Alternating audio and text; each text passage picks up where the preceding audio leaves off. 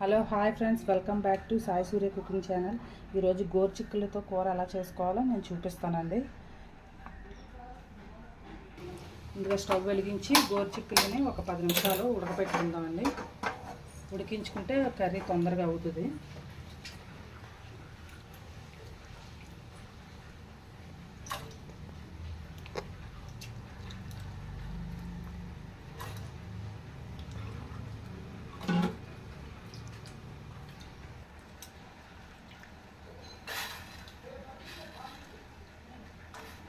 ఒక 50% బాయిల్ చేసుకున్నానండి. ఉప్పు కూడా వేసాను.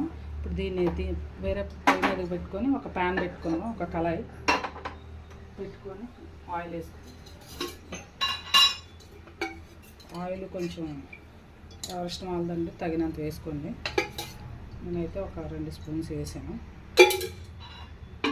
స్పూన్స్ అంటే మాది అలా. అందులోనే కొద్దిగా ఆవాలు, జీలకర్ర,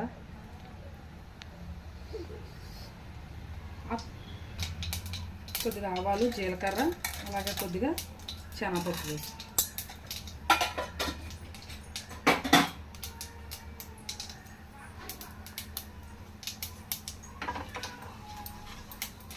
కొద్దిగా కరివేపాకు వేసుకున్నాం.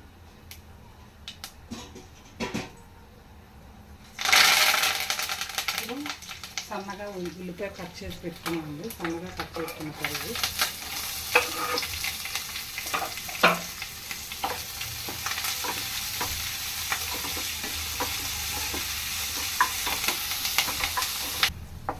కొద్దిగా ఉల్లిపాయలు వేగాయి కదండి, కొంచెం బ్రౌన్ కలర్ వేసుకోవచ్చు. ఇప్పుడు అంటే పచ్చిమిర్చి ముక్కల్లాగే కట్ చేసి వేసుకోవచ్చండి.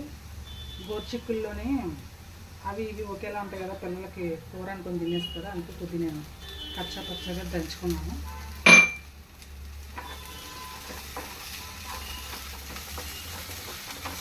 అలాగే నెక్స్ట్ అల్లం వెల్లుల్లి పేస్ట్ వేసుకున్నాను. ఒక 1 స్పూన్ వేసుకున్నాను.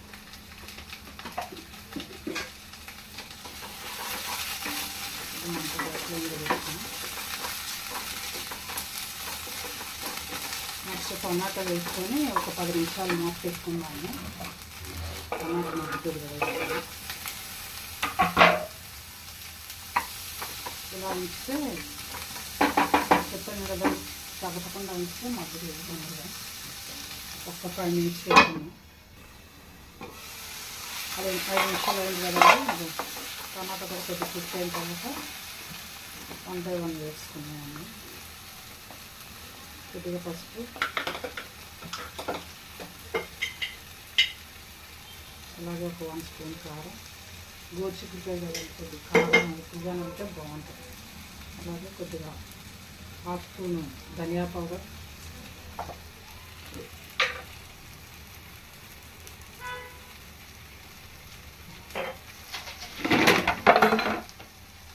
ఒక 1/2 స్పూను జీరా పౌడర్ వేసుకొని బాగా కలుపుకున్నాం.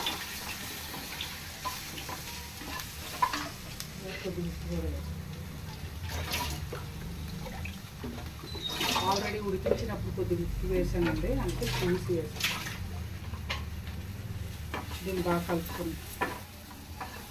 కారం అన్ని మసాలా అంతా వేగిపోయింది కదండి. ఇప్పుడు ముందుగా ఉడికించి పెట్టుకున్నాం కదా, ఒక 50% గోరుచిక్కుళ్ళు వేసుకున్నాం.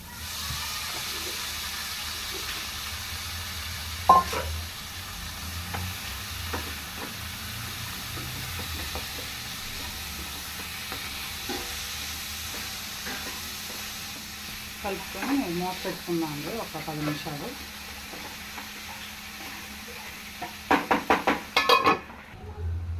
ఓకే అండి, ఒక 5 నిమిషాలు అన్నాను కదా, ఇలా ఫ్రై అయింది కదండి. ఇప్పుడు కొద్దిగా వాటర్ పోసుకున్నాం, ఎక్కువ వద్దు, ఎందుకంటే ఆల్రెడీ అది ఇందాక ఒక 50% ఉడికించాం కదా.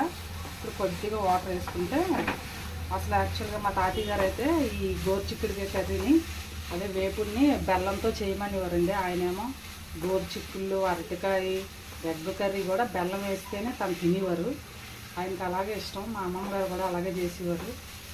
మేము పిల్లలంటే మనం తినలేము కదండి, కానీ బెల్లంతో కూడా చాలా బాగుంటుందండి. కారమే కాదు స్వీట్గా కూడా చాలా బాగుంటుంది గోరుచిక్కుడు కర్రీ. దీనివల్ల మంచి మంచి ప్రయోజనాలు కూడా ఉన్నాయి కదండి. బోన్స్ అవి కూడా గట్టి పడతాయి.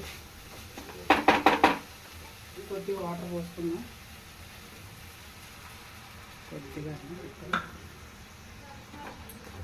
వాటర్ పోసుకొని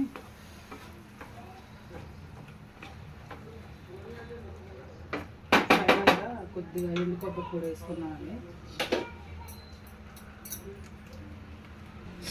ఫైనల్గా ఎండు కొబ్బరి పొడి వేసుకుందామండి. లేదు అనుకుంటే పచ్చి కొబ్బరి ఉంటే పేస్ట్ లాగా కూడా వేసుకోవచ్చు, బాగుంటుంది.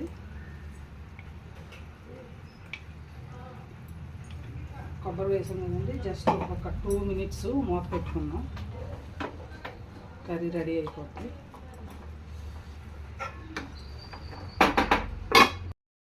ఫైనల్గా అయిపోయిందండి. చూసారా, ఒక 5 నిమిషాలు అన్నాను కదా, ఆల్రెడీ కుక్ అయిపోయింది కదా. ఎండు కొబ్బరి వేసుకున్నాక ఒక 5 నిమిషాలు. తెలుసు కదండి, నాకైతే కొంచెమే తెలుసండి. అదే బోన్స్ గట్టిపడడానికి, ఎముకల దృఢత్వానికి దానికి బాగా యూజ్ అవుద్ది అంటారు కదా.